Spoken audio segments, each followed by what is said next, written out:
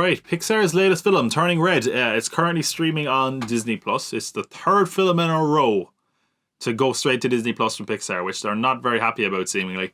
And could you blame them, really? I mean, but interestingly, it was really good. It might be my favorite of the ones that have gone to Disney Plus. We had Soul, Luca, and Turning Red. I really did like Soul. I might prefer Turning Red. I get the feeling like if I had to watch another one again, I never watched Soul again. I feel like I could watch Turning Red before I watch Soul again, though. But I don't know. We'll see. It is directed by Domi Shi. This is her first feature debut. She previously made the short film Bao, which is also fantastic. I think it attached to Incredibles 2. It was very good anyway. This follows a 13-year-old Chinese-Canadian girl named Mei Lin Lee who transforms into a giant red panda when she feels strong emotions. The director is a Chinese-Canadian herself, so it certainly feels like a very personal film for her, and she said it's very much inspired by her life growing up, because it is, of course, a coming-of-age story. What I found interesting about this is that, in some ways, it did not really feel like a traditional Pixar film. And I've spoken in the past about how it feels to me like recent Pixar films have sort of followed the same formula, which is the kind of buddy road trip movie. And I think if you apply that broadly, it really does work as a criticism if you kind of say, like, actually, this is really boils down to two characters on an adventure. And they feel like they've done that a lot. And that isn't to say I didn't like their most recent films, by the way. But to me, this felt a far more personal story as a result of that. While there were, of course, plenty of side characters and such, it was very much a film about one character going through something, and that is pivotal to me for why this film worked.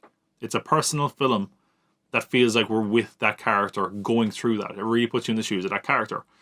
It felt so personal about, like, it felt like a film that was really personal about this girl of Mei Lin, being that it's an awkward time of her just having become a teenager when she's still being treated as a child, but also not a grown-up either. She's like in that weird nether realm of just being a teenager, but still being treated as a child, but also not feeling independent enough to be a teenager or be on the way to becoming a grown-up, which made it quite interesting to me. And in that, there's something that we can just all relate to, I think. It's kind of a universal thing that we could all kind of admit that we went through at some time, which is interesting because I want to talk about a review for this that's garnered a lot of controversy, because the review came from a critic who said that the film was limiting. He said, and I quote, "By rooting Turning Red very specifically in the Asian community of Toronto, the film legitimately feels like it was made for Domi Shi's friends and immediate family members," which is fine, but also it's had limiting in its scope, which, man, is just such bullshit and a really terrible review. And that's not me, pissing on a guy's grave, very obviously. That's a dark metaphor.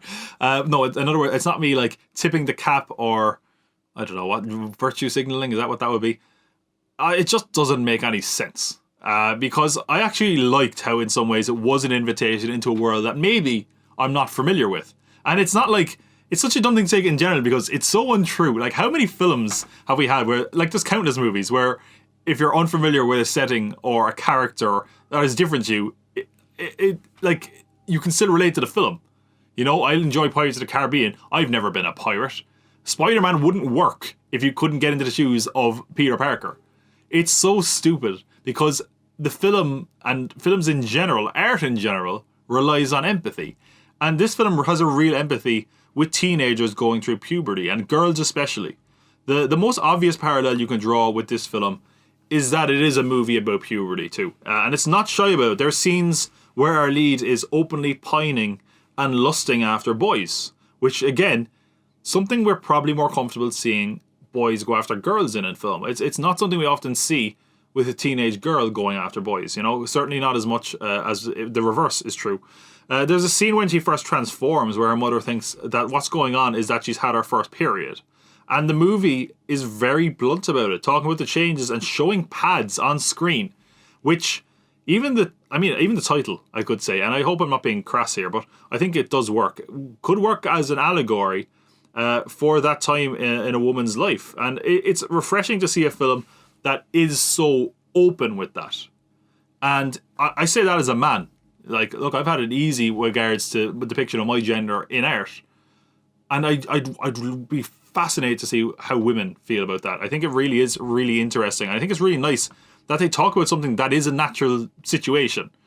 and that we are all aware of or should be aware of. And I do think it probably will lead to some pearl clutching from more conservative parents, wrongly. But hopefully less of that than it would have in times past at the very least. Hopefully we're kind of have less controversy than we would have in previous years, and hopefully that's a bit of progress, and this is giving that bit of progress, because I thought it really should be lauded for doing something that is so open and honest about puberty, because I think what's awkward is that people don't talk about that stuff, and because of that it does become more awkward than maybe it should be.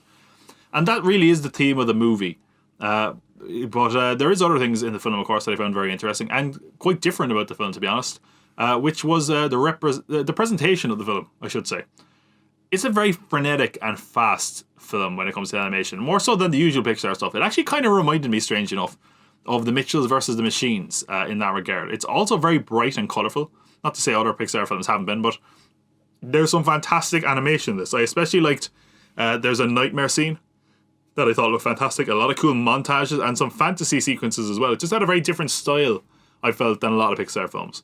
If you had told me, if I hadn't known this was a Pixar film, I wonder if I'd have picked it up, to be honest. They had some cool lighting and colouring as well, and I really liked the movement of the characters in some of the scenes, especially Maylin when she's being kind of awkward or trying to cover something up from her mother in one scene in particular. I just love the way it's done. It's very humorous and very well animated. I also like the music quite a bit as well. There's a fictional boy band that's kind of pivotal to the story and the plot of the movie. And Billie Eilish did some of the music for them, and it's great. Like, it's so fitting. It sounds exactly like a 2000s boy band. Like, at first I was wondering, I was like, is this actually a boy band I haven't heard of before? Is this a Backstreet Boys song that they're just retrofitting? I have no idea. But it also, I should say, since we're talking about boy bands in the year 2000s, I should bring up the setting, because this is set in the early 2000s, which I found fascinating as well, because we don't often see that depicted yet. It's almost too recent in a way. But it made it quite interesting, because in reality, not a lot has changed between the eras, like visually. Like, the 70s, there's a lot of things you could throw in there to be like, hey, this is the 70s and not modern times. Same with even the 90s and the 80s, but I was wondering how they would depict that. And, you know, it wasn't major, but it was nice seeing Tamagotchis and flip phones and boy bands and a bit more goths walking around. It was just a bit of fun. I did always wonder how that era would be depicted, and, you know, there you go. I was kind of happy and I found it kind of entertaining. Maybe I was just appealing to someone like myself, but I couldn't possibly relate to this film, as I'm not a Chinese Canadian American girl or whatever. The voice cast is also largely unknown. I think they did a great job, though. They clearly got the right people for the job.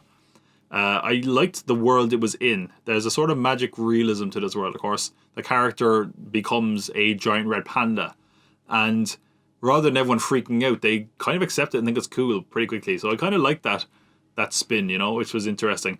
I like the character designs, and if there was any justice, and it probably won't happen now because it's on Disney Plus instead of cinemas, so who knows, they would sell 1 million of those red panda plushies, because goddamn, the red panda in this is so damn adorable. I thought the group of friends Maylin had were great as well, and honestly, this is no joke, seeing how much they were like nice to each other and supported each other was genuinely quite touching and moving. There was a scene that actually almost kind of made me well up a bit because of how supportive they were of a friend going through a difficult time. It was just very beautiful and very pure. I don't have much else to say, to be honest. At its core, it's just a very simple movie, and that's part of the charm, in that it is a simple film about a complex time that we can all relate to. But it's certainly a movie with a strong feminine voice, which is appropriate because this is the first Pixar film solely directed by a woman. And that brings with it a new sensitivity and point of view to women's issues and the reality of being a teenage girl, which is long overdue. And it doesn't make you feel like an outsider at the same time, though. You know, I was watching this as a man in his near 30s now. It didn't make me feel like an outsider. I felt like almost like an insight into it in a fun, not isolating way. It feels like a sort of universal understanding of the strange, cringy horror and beauty, in some ways, of being a teenager. And in a weird way, it actually reminded me a lot of Bo Burnham's 8th Grade. Of course, it's aimed at a much younger audience, though. While it certainly showcases strong and supportive women, the male characters are all shown to have their own wisdom and heart as well, though. If I had critiques, I would say I didn't find it overly funny. There was a few moments that did get a laugh out of me, but there were some moments that I think just missed the mark humour-wise. I don't know why. I didn't think it was unfunny. I didn't think the jokes were big misses. It was mostly kind of put a smile on my face, supposed to make me laugh, though. And I would say it feels a little bit rudderless at times, like it was kind of a slice of life sort of film. I think that's the case often with coming of age films in general. So I wouldn't say it's unique in that regard. But yeah, as I mentioned, I won't say I loved it, but I would say I really liked it, and would certainly urge you to check it out. Turning Red, it's on Disney Plus if you want to check it out. Yeah, well worth a watch, I would say. This is a broadcast from the Pop Cult Pod.